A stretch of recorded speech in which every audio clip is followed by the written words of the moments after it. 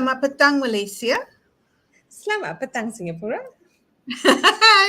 Hi, I thought I'll catch you off guard, but apparently not. You went into mode immediately. Yes. Malay is easy for me, but also the fact that I got my hair right on time also made it easier. I noticed that. So, welcome back, everyone. This is episode 3 for season 3. And on the third week of March, we have Karen Tan, who would be sharing with us Decoding Stories, the art of discerning leadership. This is a bit intriguing even for me, right? And Malar coined the topic. Malar, why that topic? I'm sure everybody will know why I coined the topic after they meet Karen, because in our pre-show. So what we do in our pre-show is that we try and get to know our speaker, because we often, um, I would say it's more than intuition. When we choose our speakers, we have reasons to believe they are the quiet leaders we're looking for. Someone who's a practitioner who Mhm. believes in a leadership value very strongly and practices it, right? And of course, I Hmm. don't know Karen personally. Sham, you brought her in. But during the interview, I just found it just very inspiring. I mean, she is the typical quiet leader who inspires you so deeply, because she is very, very particular about why she does what she does, Yeah. right? And she's also very conscious and careful that the whole idea is she wants to give voice to what she believes in for the benefit or the better good of others. And Mm. she's very consciously telling us, make sure the light doesn't shine on me, right? Yeah, It's about the purpose, is it why we do what we do. And correct. I think that's a very important, I think it's a very important trait of discernment, Hmm. Hmm. to pause and to look within what they actually want to do and why they do what they do. So, well, I thought she is a fantastic role model on how to discern, because that's Hmm. what we need, isn't it? We've got so much of information out there, but how do we decide we are making the right choice for the right purpose? Correct. When you said the word typical, I was like, I, I got a little bit worried because typical is not something you would attach with Karen, at least from my experience, right? Then you said typical quiet leader, and I said, okay, yes, correct. So you said that I brought Karen into the show, and well, actually, Karen brought herself to our Leadership Learning Festival in November. And when I reached out to her to invite her on LinkedIn, I was very happy and pleasantly surprised that she said yes, because we hadn't met before. And post the event, I reached out, we had coffee, and she took me on a tour of Maxwell Chambers, and we got to talking, and I said there's something interesting about this lady and how she thinks, this leader, and how she thinks about the work she does, the type of work she does, and whose lives she touches. And that is why I said she would be someone good for us to have a chat with, right? And And that was the main so choice, we're right? gonna bring Karen on. Yeah, it was like almost a no-brainer. So don't get everyone out there, don't get too carried away with the thought that, oh, okay, legally trained, she's a lawyer. Yeah, she's a lawyer, and then she's also not quite a lawyer. So let's bring Karen out, and I'm going to do that and do the shifteroo a little bit. Yep. So let me do that now. Hi, Karen. I'm going to put this Hi, shifteroo. hello. There we go. Haha. So we have Karen Tan in the house. Okay, thank you for inviting me to this to be part of your show. Yes, and thank you for saying yes as well. So we're both going to thank each other in that way, um, and before we get into that mode of thanking each other, I think we better get rolling in the show, right? So as I shared with everyone or hinted to everyone, legally trained is one aspect of your journey, your growth journey. your journey as a paralegal, then into the legal field, exploring it, and now you're in the legal profession. You're with Maxwell Chambers, and we might know a little bit about that as we get into the conversation with you. So let me start us off, right? So tell us, Karen, tell us a little bit about what made you choose the legal profession, and what made you choose make a difference as a life slogan. So there's two things, right? You've got the legal profession, and then you've got your life slogan of make a difference. How did both come about?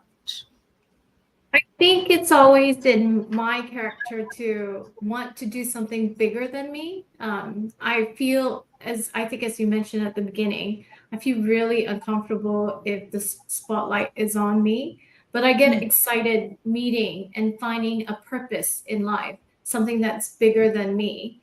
And when you have that concept of something that's bigger than you and be part of a movement, the feeling of leaving a legacy is something that drives me to become who I am. And so with that mindset, you're thinking about legal industry and being something bigger than myself and making a difference is probably something that I always wanted to do, even at a really young age.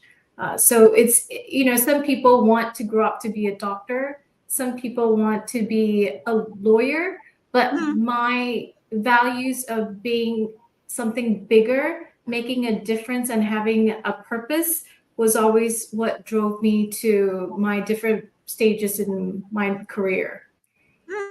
So in the legal profession, I guess I would say if I want to make a difference and, make a difference and have a purpose and feel like I'm leaving something good in this world, right away you think about being in the legal industry, right? It's a way to advocate fairness, justice, that sort of thing. Some people are inspired to be in the legal industry because of, like a TV show such as Suits, or, if you're like me, the older generation, I'm not sure if you're familiar with the US TV show Ally McBeal, but those kind of show. But it wasn't because of that I wanted to be a lawyer. It was something about let's fight for justice and be a voice for something that's bigger than me.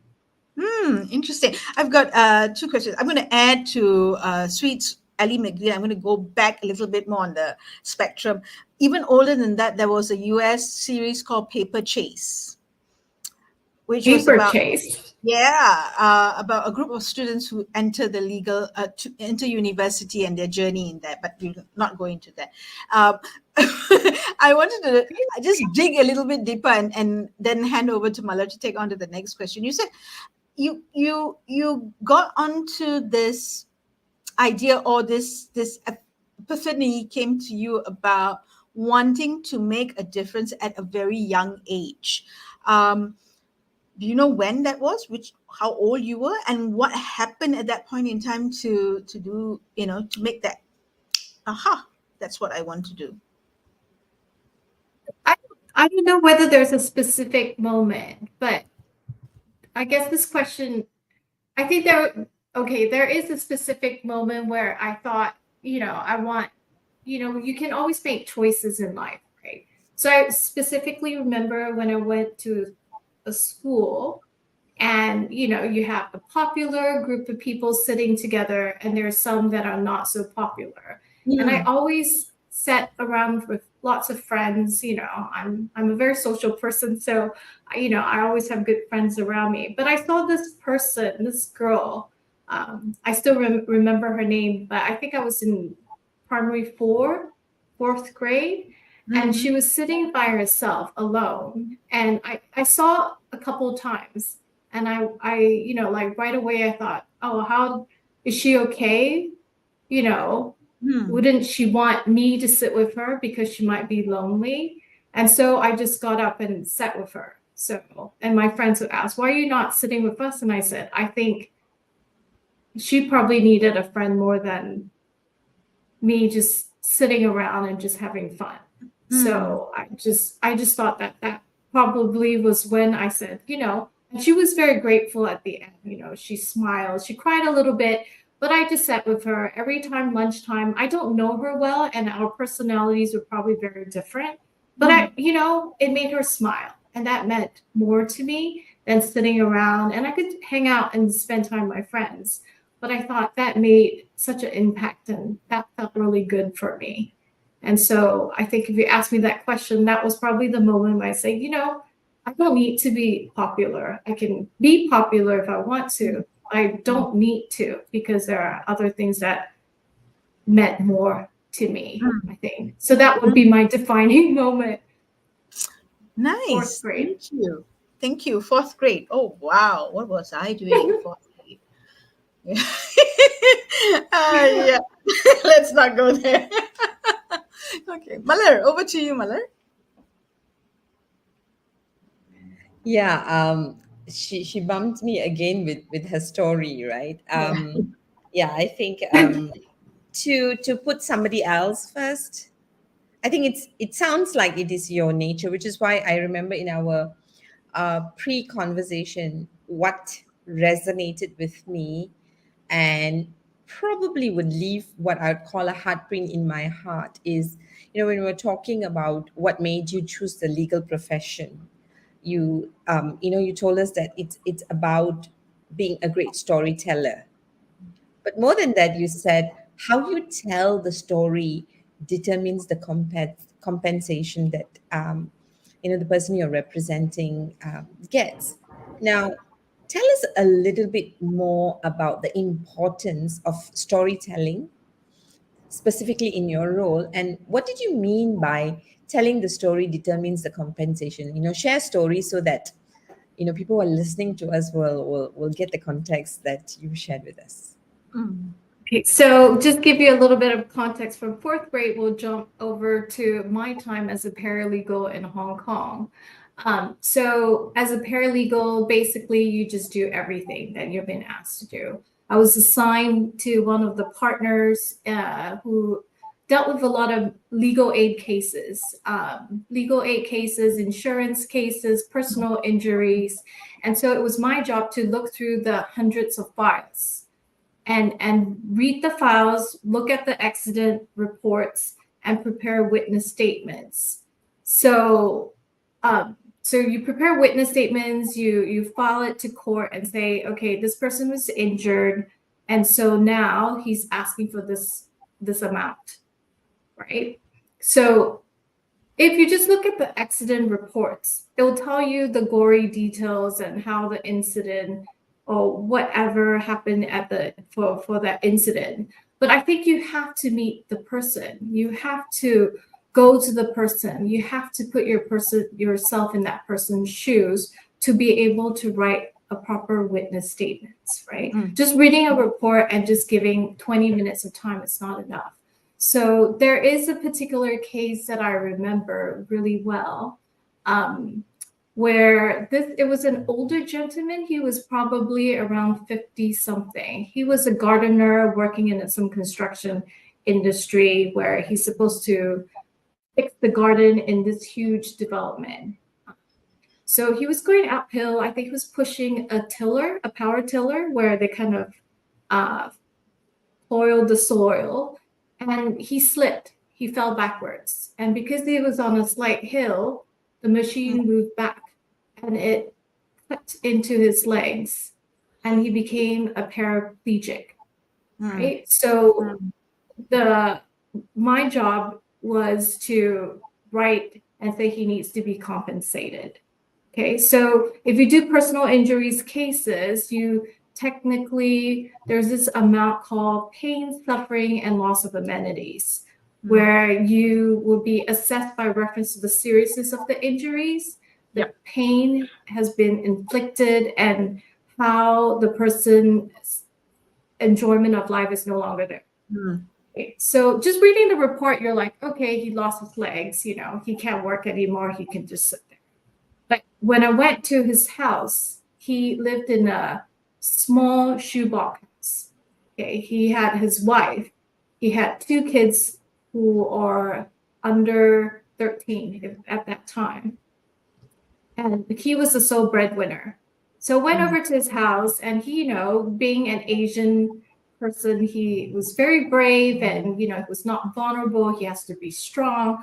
And then you start asking questions. You have this random 20-year-old girl coming to him and just like, how do you feel? What's going through? How's your relationship with your wife? Where do you sleep? What do you do daily? You have to ask all these questions so that you can get his vulnerability out, right?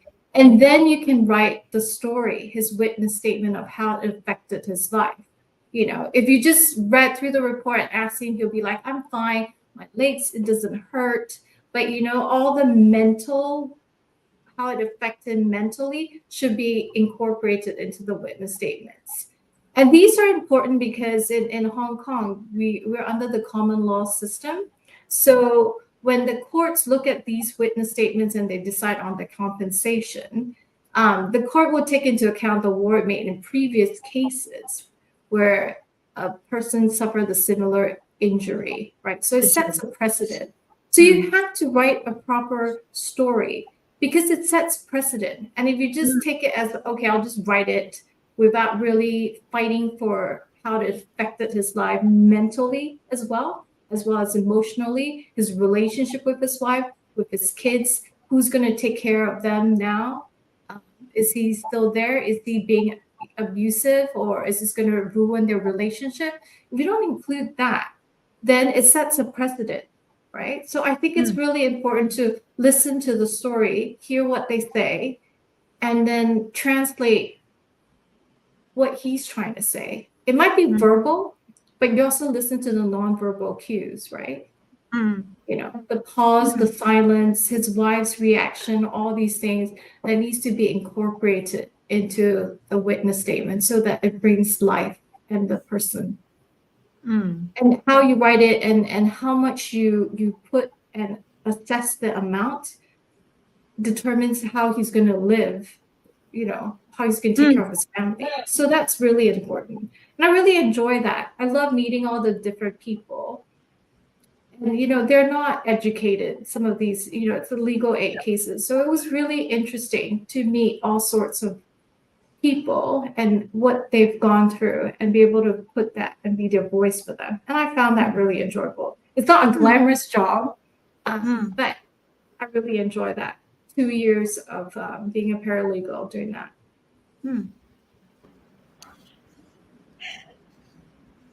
So so what I'm hearing is, from the point where you sat at grade 4, when you sat beside that person who was alone, to the story that you have actually just shared with us,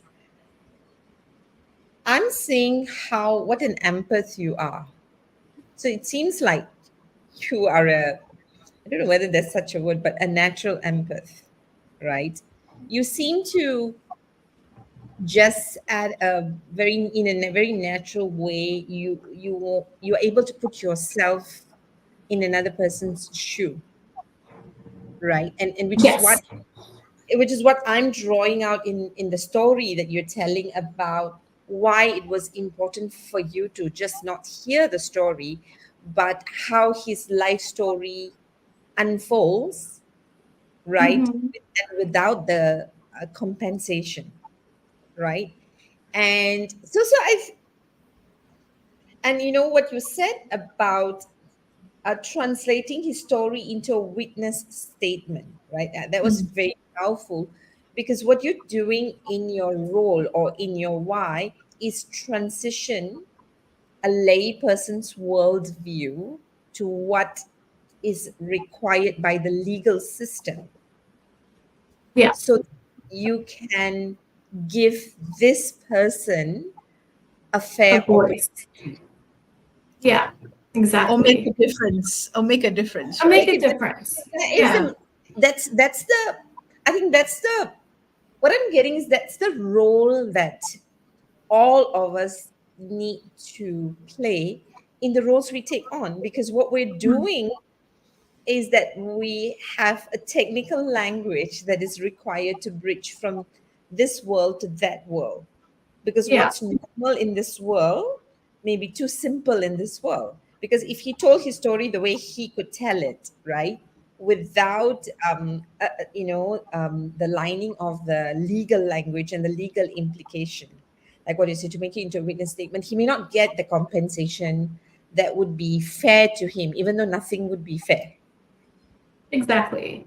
Yeah, but to say, tell that story in a compelling, compassionate way, to actually give him the compensation he required, requires a lot of empathy and care. And I think that's what you have demonstrated over and over again, right? And I'm just wondering, because we are on our show Leadership Info, and we'll have a lot of usually HR people or business leaders joining us at this moment, listening into you and wondering, well, she's a lawyer or Mhm. she's a paralegal, so we get it, right? But what was exciting for me when I spoke to you is that you keep telling us stories whenever we ask you a question, because what we're doing is decoding stories. You're decoding his story, a layperson's story, a layperson's life, so that it fits into the legal system. In a business world, right? How do I mean you? I'm sure you in your role you've met a lot of business people and business cases, right? I'm just wondering, and I'm just making that connection now. How do you see people in any leadership role decoding stories of the people they are responsible Mhm. to give them what they are seeking through their career or role? How do I see the business leaders So if I'm the HR define? manager, for example, I could be HR manager, or I could be a Mhm. manager and I have someone reporting to me, right? Yeah. So I'm between and I'm looking as a people's manager, right?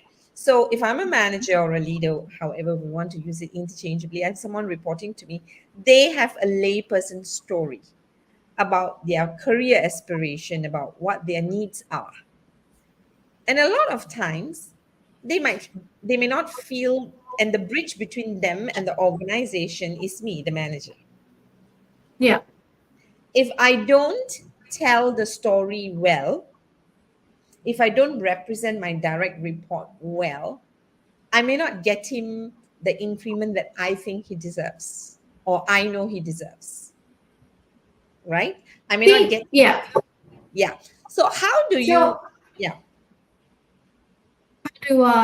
I mean, I think it's important to always listen, right? Be a leader. Regardless of whether it's in the legal industry or not, Mhm. I think you have to separate it. Because a leader is always, whether it's in the legal industry or translating stories, I think you just need to be a good storyteller. But if you put yourself in that person's shoes, and I always say, think of that person, not think, don't think about yourself. And that's what I always say to my team as well. When you write an email, you write thinking about the person receiving. Think about the person's personality. Think about how that person's going to interpret that email. And then you write it from that person's perspective. Don't write it from your perspective, write about the person receiving it. So if you're talking about HR or how do you compensate, you think about that person. If it's somebody that's been in your company for 3 years, you hopefully as in the HR, if you're in the HR role, you'd be having chats with the person throughout his 6 months evaluation and say, where are you, how can I bring you from point A to point B, and have that person grow, right? And you kind of watch the person progresses. And if it's 3-4 years, usually that's when the person needs either a pay rise or a transition or where. And I think as a good leader, you want to be a mentor. So be a mentor to the person so that you're helping that person grow throughout his career. So for me and my team, I at the beginning of the year, I would look at them and say, where do you want to go? What are your deliverables? What are your objectives? Where do you want to go from here? What's your goal end of this year? How are you going to reach that? Let's set your targets and then meet that target, right? And then where do you want to go in 2 years' time? I don't want you to just stay stagnant. You have to go somewhere. Mm. So that's always me. And if it's a person that wants to go to a job to just work from 9 to 5, then I'll be a terrible person because I will force you to, I'll push you to Mm. to be bigger than who you are. It's like, okay, tell me where you're gonna go. You can't just come to work from 9 to 5. I want you to be the best version of yourself. Oh. So that's I usually say it whenever I do an interview. I said, I'm this crazy person that will push you and push you to be the best version of yourself. If that's what you want, then I'm here to work with you. Don't treat me as your boss, but as your mentor, that you can always come to me. And if you're thinking about leaving this job, you can always have that conversation with me, and I'll tell you. And if there's a job offer, I will tell you whether it's a good offer or not. So I think Wow. that's what an HR person should do. Hmm. Okay. Can I ask a follow-up question? I'm actually going to join the two questions and kind of see if you find a meeting ground, right? So there was the first example where you gave about the gentleman who lost the use of his legs, Yeah. right? And this answer to Mala's follow-up question. So if I ask you to think from your perspective as a leader now, you are at Maxwell Chambers, you're Chief Strategy Officer, you've got a team reporting to you, right? So I want you to think of that role that you're playing right now. Obviously, you don't have to think very much. Going back to that gentleman that you had to write that story for him to get what he well deserves in severance, in payment, right? You said I needed to translate his story to to have a precedence. Precedence could be created, so he creates a new precedence for future situations, or Yeah. his story matches a precedent of a previous decision that was made, right? Yeah. So what could have been a very normal story comes up to, this matches, there is precedence, and therefore we are going to award this person whatever, right? Or Yeah. it's not just this anymore. His story is not just this precedence, it's actually a lot more, and we have to shift the precedence, we have to move it, we have to Yeah. create a new one, right? So what, in your experience from your role as a leader right now, give us an example from a leadership perspective that you have that matches that, what you did for the gentleman, if you could.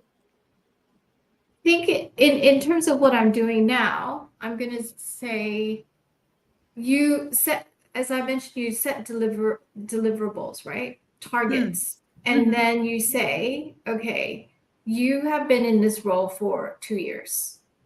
When you start in a role, you said you're here for 2 years, right?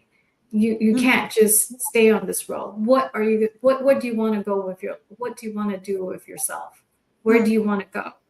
And then, I'll try to force it out, or try to get my team to express where they want to see themselves. Do you want to go travel around the world, work in a different country? Let's get to that point. And then so we map out their plan. And then, so that if it's not a senior role, we get the person to senior role and be able to say, okay, to be on this senior role, you need to be able to achieve and do these things.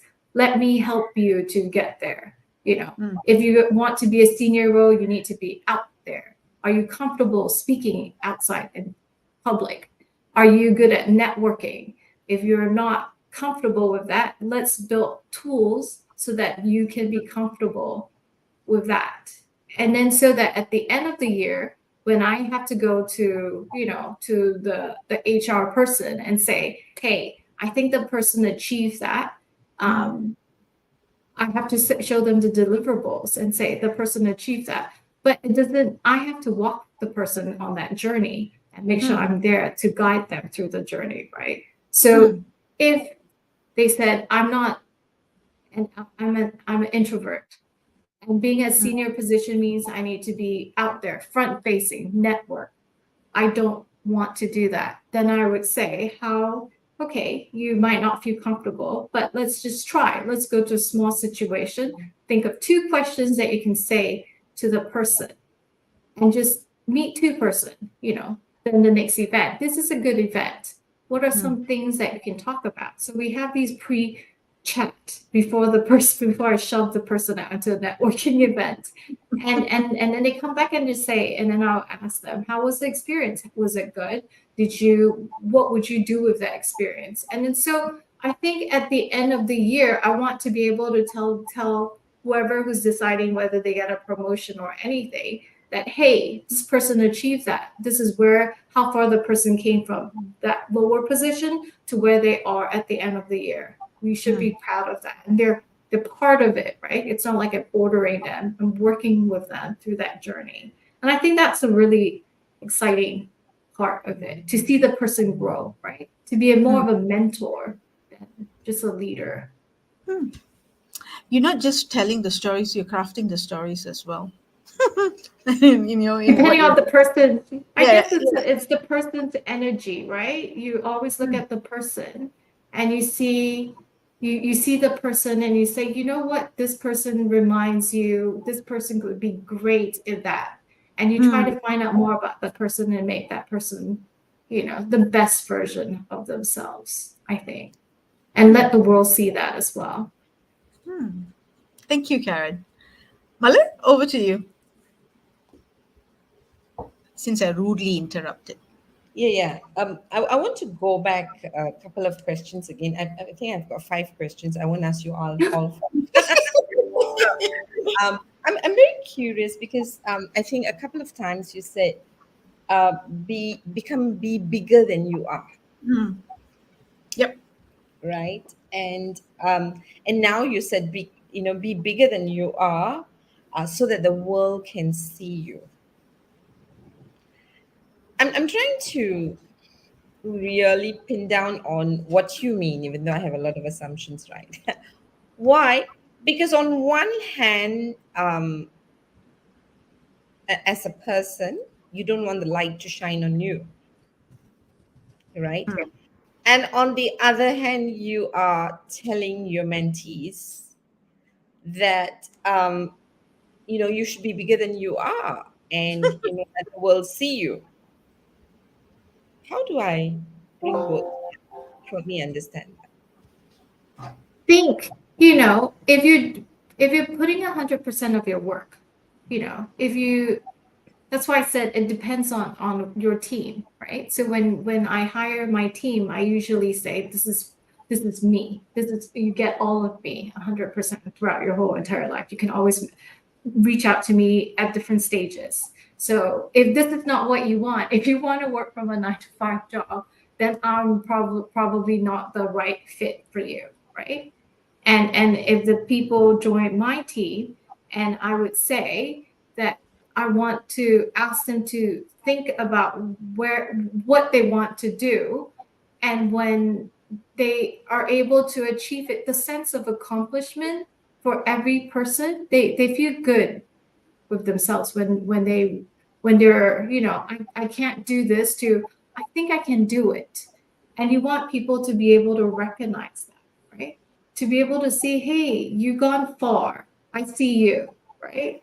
And you give that person a pat on the back. So when I say and let the world see you, I'm trying to say, so that we can see how great you can be, or how great of a person you are.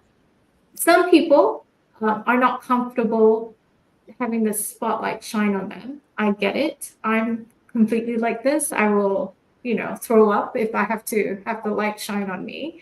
But I want to be the person that shine the spotlight on the silent leaders, as how you were saying it. Okay. Doesn't mean, hey, just throw you out there and be a speaker, but Yep. get you comfortable so that you feel that you're being recognized, your worth, I think. That's what I want the world to see. Okay.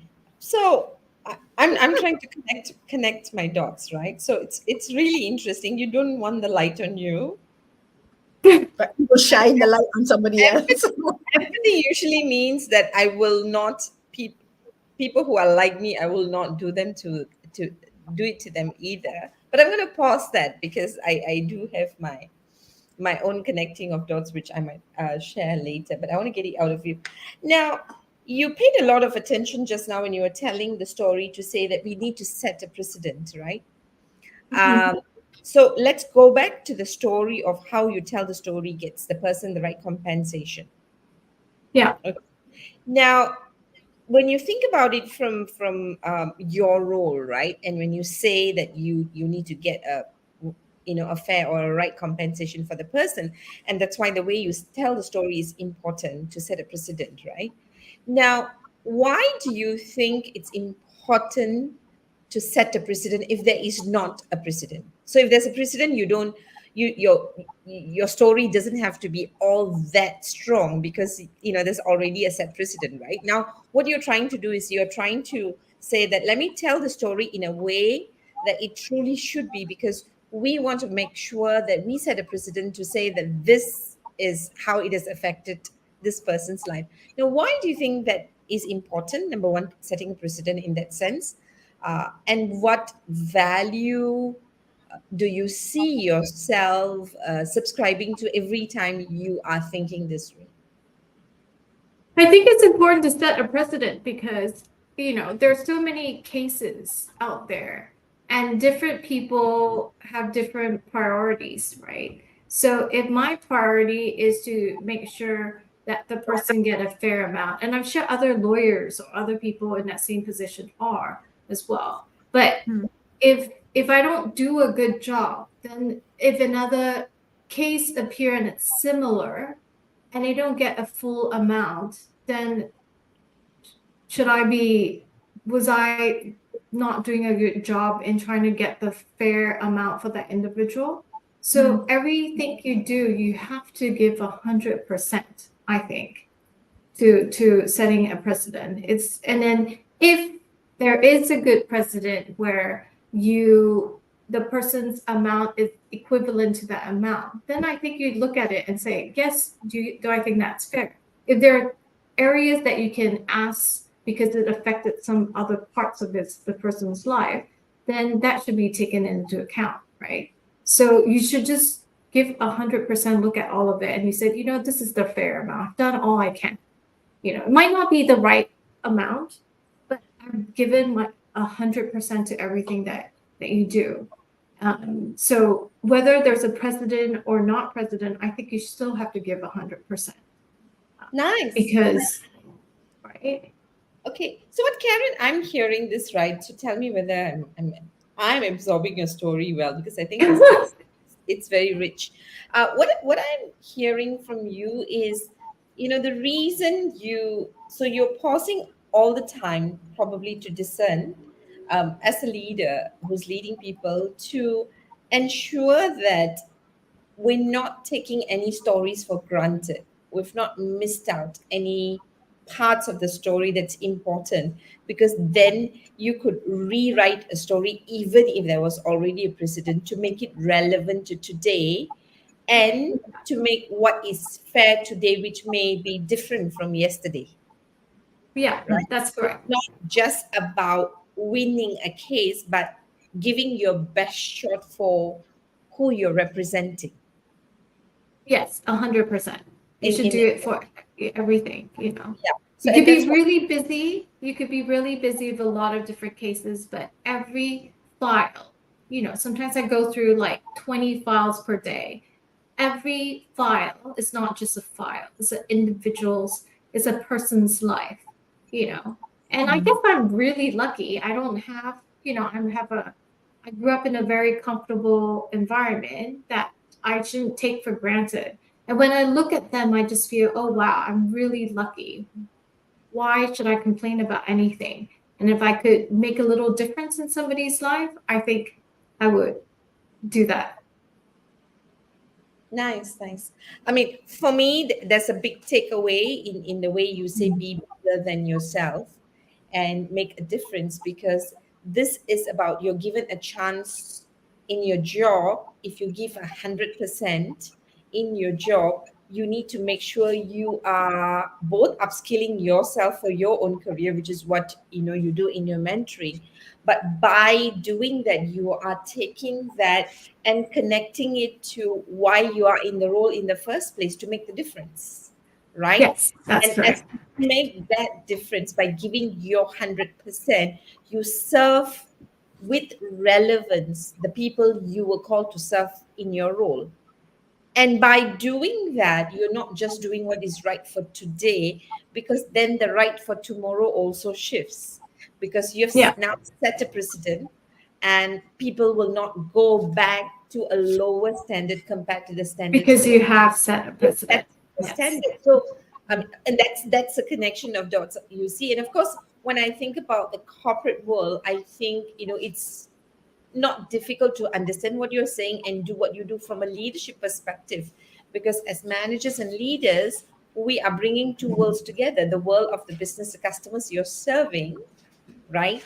Mhm. And the people who entrust their career and their life to you, because like what you said, right, they are not just a file, it's Mm. their lives. So people who report to me, they are just not my subordinate. Their whole life is dependent on what they get to do on a day-to-day life when they're working with me. And that Mm. in Yeah, will serve the business and grow the business. And if I give my 100% today, I keep it going right today, and that will set a precedent as to how people who come in the future, not only stay relevant. exactly. Yeah, so I see the connection, and I really think that's very inspiring, Karen. Thank you very much. Yes, yes, yes, it's amazing. Okay, Shami, Right. if it, yeah. No, no, no, no. I don't have a follow-up question because I think you connected the dots really well with that, and which is where I kind of started off in the first place, right? Mm, So let's like let kind of segue a little bit off to another track, right?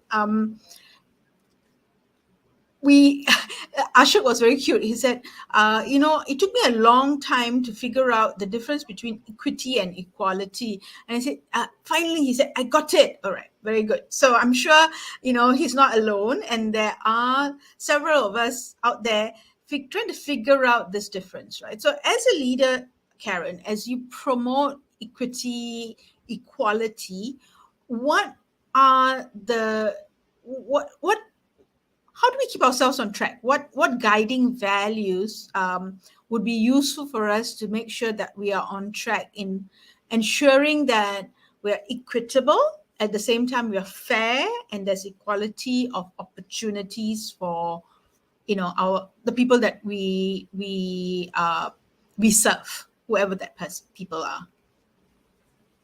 Yeah, I mean, that's a tricky question because there's so many values that will keep us on track, right? Mm, So if you're asking me to think about this question, I think my guiding values will probably be empathy first, mm, where we need to understand. And again, I'm going to go back to putting ourselves in a person's shoes mm, to empathize with their experiences, challenges faced by others, right? And then when you see their struggle, and it could be equity or it could be equality, then you can address their concerns and needs, right? So maybe it might be both, but maybe one of them is more important. And then you take, maybe it's equity. And mm, then you take that and say, okay, how do I get and improve that? It doesn't mean that you have to jump from one end to the other end. You can work on mm, baby steps to be able to achieve that, right? Um, and then I guess for me, my other guiding values would be uh, respecting different perspectives, where people have companies and different people have different way of looking at equity and equality. mm, I don't think that people are bad. People have different priorities, and just mm, realize that people have different priorities and perspective, and that's why they do the things that they do. and then once you figure out what their priorities and their perspectives are, then you can work towards a goal that's common for both areas. And then I guess when you think about empathy and respecting, think about, okay, what's the person going through, and respecting that everybody has different perspective. Then I think you need to have your own courage to say, okay, based on the experience and based on what I've seen, my perspective, other people's perspective, then you have to confront the challenges and advocate for what is right. I'm not sure whether it makes sense or not, but for me, for example, in my world 10 years ago, for events, you only have male speakers. You never have women speakers. And that was a question when I started my career in arbitration. I said, where are my women speakers? And maybe the women are busy with other things and they didn't put their hands up, so I get it. I'm never the person that says, hey, look at me. So then you have to have the courage to say, in order for them to have equity, maybe you need to give them a platform where they get to speak first, and then create that opportunities. So every event, there has to be at least one women speaker, and then, nowadays you hardly see any events where it's an all male dominating speaker in any event. You have to have the courage to say, hey, if you want to be involved, speak at my event, you have to give me some women, you have to give me diversity. You have to be able to take the courage to stand up for that, I think.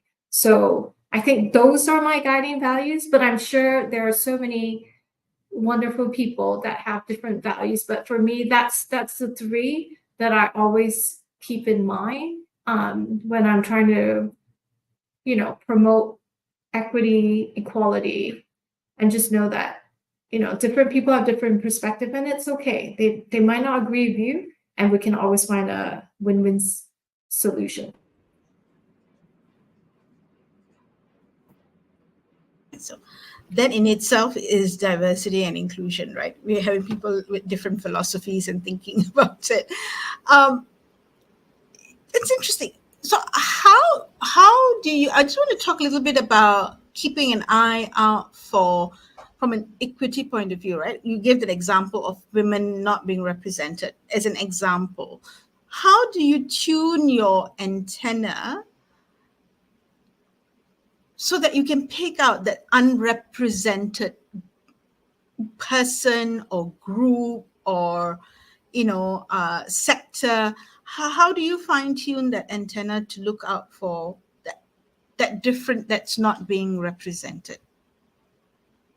I mean, in my industry, it's easy to find that. For example, in the construction industry, right? You know that it always have been a male-dominated kind of industry. So you need to go. Then you say, hey, it's a male-dominated industry. Let's look for the women. Find the women. So you search for the women lawyers, have coffee with them, meet with them, attend some of the events, have a chat with them, and hear their story. We go back to listen to what they say. And then you say, actually, you have very interesting views and perspective. So why isn't anybody, how can I give you a voice? So at Maxwell Chambers, we have 10 questions where we interview people, written, not where they don't have to speak in front of people. And then so some people might not be comfortable being in front of the audience. So that interview, the written interview, is a nice way to give them, for them to express themselves, right?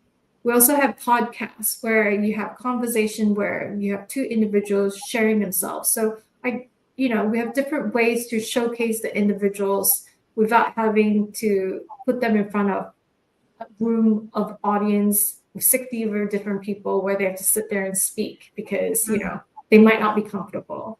But for our industry, it's really easy to find which industry have, where you need to focus your attention on and which one you don't. Okay. All right. That's insightful and also detailed in terms of how structures that you put in place in order for you to go and make it not just identify, but make it comfortable for people to say and share what they want to share, right? But may not have the courage to do so if it's done verbally, right? So you're giving them different forms of ways of sharing that. I want to go back to a story that you shared with us during the pre-interview, pre-show chat. And this is a story your mother's involved, where she said, she told you, don't be selfish, all right? And that changed the course of events in a particular phase in your life, right? Okay, so without getting the cat out of the bag, and where your sabbatical got cut short because mom said, "Don't be selfish." Tell us a little bit more about it. Yeah. Well, I mean, that was when I was living in Japan and I was working there in Japan, and it was March 11 where the tsunami hit Fukuoka, and I had a 6-month-old baby at that time. We weren't sure about the radiation and what's going to happen in Japan at that time. And for me, I always have kind of things will always turn out okay. So I have kind of that mindset where everything will work out at the end, that kind of mindset. But obviously my mom was in Japan at that time. I remember specifically I was driving the car and the road kind of shook, and then she said, "What's that?" And I said, "Oh, it's just another car." But there was no car next to me.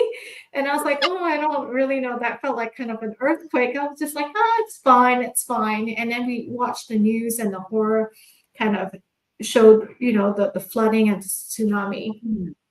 And then she said, "We need to leave, we need to leave." I was like, "It's going to be fine." Because that's usually my attitude. Everything will work out, it's fine. And then, I just said, "Let's just take it and see how things are." And then she said, "It's not always about you. You need to not be selfish and think about this child, the 6-month-old child that you have in Japan. And we need to get out, because what if it's too late to get out? It might be fine for you, but it's not. You need to think about your child and don't be selfish." And then I said, "Okay, I guess that's true. I should just pack up and leave Japan and catch the first flight out." So that's what my husband and I did with my mom, my sister, my baby. I had an English bulldog at that time. I couldn't move my dog out, and so I just parked my dog with my friend and say, "Hi, I'll come back and grab the dog when I can, but I need to take my mom, my sister, and my baby out of Japan right now." So so that kind of was my wake up call. I said, "Okay, stop thinking about yourself and and think about your child." It's interesting, as independent as you are in terms of how you quote unquote you allowed your mother to guide you, or you allowed your mother's "don't be selfish" guide a decision that's critical, right? I mean, that's moving family away from lock, stock, and barrel, away from this country to another place at a moment's notice, right? How does that sit with you? How do you reconcile that in your head? I think you had a valid point, right? And then that's the thing. Everybody has different perspective. Your perspective might be this perspective, but you should always be attuned and aware of other perspective. And you're always learning. And if she said that, it's just like, well, you're right. And the fact that she say it, I love it when a person say, hey, Karen, I disagree with you. I think your perspective might be wrong. I love that. I prefer a person to disagree with me and tell me what they see versus, just nod their head and just agree with everything I do. And the fact that she came out and said, don't, was, she knows that I'm really stubborn at times. So the fact that she said it to me meant, yes, Karen, wake up. This is bigger than you. You shouldn't think about this, and everything's going to be fine with that kind of attitude. So it wasn't like I was going to argue for her. I said, you're right. Well, I should have thought about that. I'm not sure whether I apologize to say, but I know, like, okay, let's just do it because you're right. I think to that sense, I think that was my how I said it. It's amazing. That's, to me, that is not. I'm going to hand over to Muller. That's not just listening to what's said. It's also listening to why it's being said, right? Yeah. And we assume that listening is just listening to what the other person is saying, but there's also the other layer which you did, which was to listen to why is mom saying this, right? What's behind this, right? And that together created a story for you to then say, okay, I need to pay attention to this. Malar, over to you. No, I was just going to say that it sounded to me like Karen's mom was telling her to be bigger than what you can be by Yeah, it's true. by giving you the choice, because you're used to a particular choice and you did not think about it in another way. And thinking about change and any form of change, or looking after another person, in this case, it's your baby. It's not that you cared any less for your child, but you did not think about it. And someone else had to tell you, and for whatever reason, right? In this case, your mom was basically telling you, when she said, don't be selfish, she is basically saying, be bigger than what you are. Make choices that's bigger, that's exactly. Yeah. right. And what I see is that, and I think this really gets us to close the show very nicely, because we're talking about decoding stories with Karen Tan and the art of discerning leadership. And I think that story of your mom is a great story to tell us how one needs to discern, because leadership is not about knowing all the answers, right? That's true. Right. And because you'll never be in a situation where you know everything you wish. In fact, I think at this moment in life, I think leaders can say, I don't know more than they actually know, because things are changing so fast, right? And when you get input, you get all sorts of noise, right? Exactly. And you need to know when you're sure, so that you can wait away the noise that you hear and say, no, that's not who I am, or why I'm here to make a difference, right? You need to push away that noise. But once in a way, you're going to get a loud, or maybe not so loud voice like your mom. But this is where, as a leader, you need to make that choice, and the making of the choice and the right choice for you and the people you lead and care is what discernment is all about, isn't it? Yes. So, and I think, completely agree. yeah, you've just completed our topic really well. But before we close, and I'm sure Sham has got. Can I ask a 1 minute question, Of Sham? course you can. What do you got to ask? Because it's bringing. Because No, otherwise, I'm going to ask another it's in question. line with what you just wrapped up and connected the dots. Okay. Yeah, it's very interesting, because you're a very strong person, right? As a person, you have strong beliefs, you've got strong values, you are very clear about who you are and what you want and how you make a difference in the world.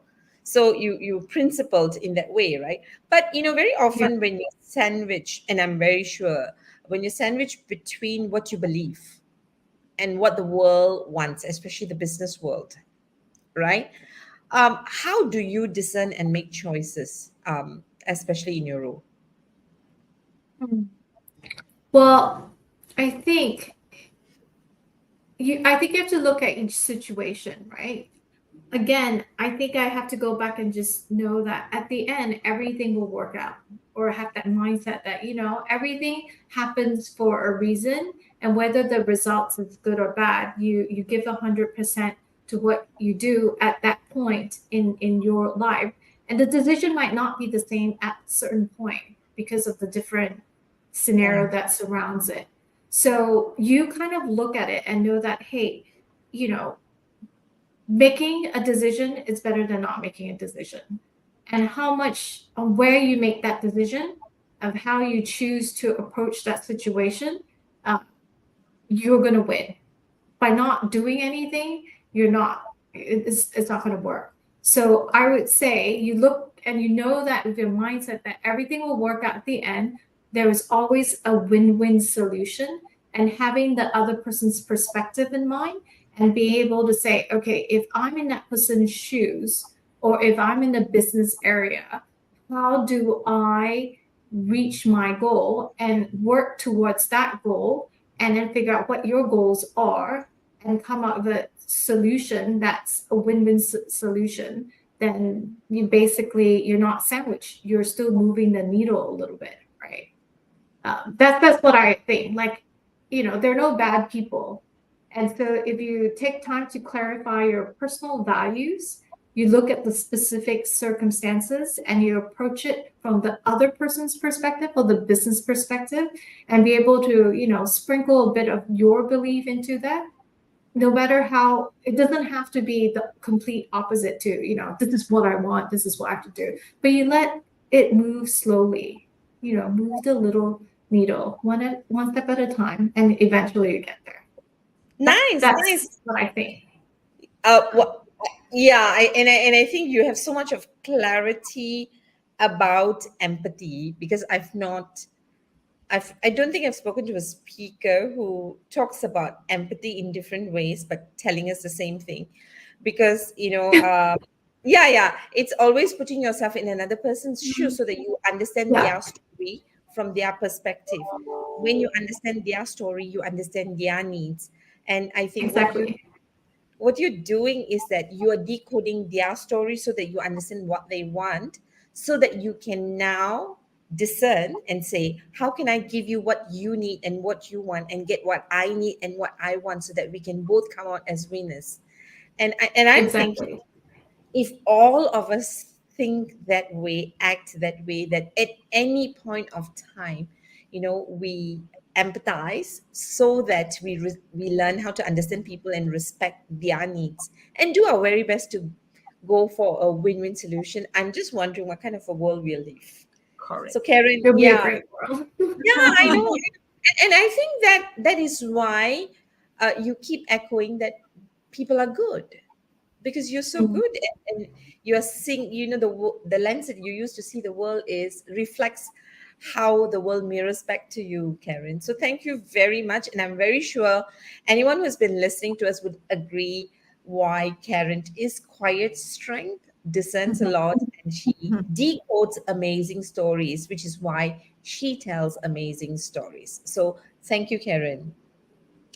Well, thank you for inviting me to your event. So, yes. Yeah, most welcome. Thank you for saying yes again. And we're gonna move you to the backstage while we close the show. Thank you again, Karen. All right. Um, Okay. yeah. Okay. Oh wow. You found an empath. You found another empath like you. Yeah. No, but she's It's a different empath, but yeah, yeah, she yeah. she will. I mean, I'm very inspired by her her depth and her clarity, because it's just not about empathy. It's Yes, about how she uses empathy for a win-win. for a win-win, and also bringing out the other persons, right? Yes. Another individual. How do you shine the light on another individual, to use her word, as much as she doesn't like it shining on her? But how do I bring the best version of this person and give this person the opportunity to have to be able to give the best version of themselves, right? Or create And the serve best the version. purpose. Yeah. Yeah, yeah, right. Yeah, which brings our program to a nice wrap today. And of Yes. course, we need to tell the audience this is a pre-recorded session, because both of us working very hard in a different part of the world. Um, Self-care, but we would have joined you online, and we would be we would have joined you in the last 1 hour in answering your question or commenting. So thank you for joining us. This is Malar signing off out of Malaysia at this moment when you're Yes, listening and to this. similarly, Shamini signing off from Singapore at this moment. Episode 4 is on track for next week, so please join us then. Till then, bye. Have a good weekend, and we'll see you next week. Bye bye, everyone.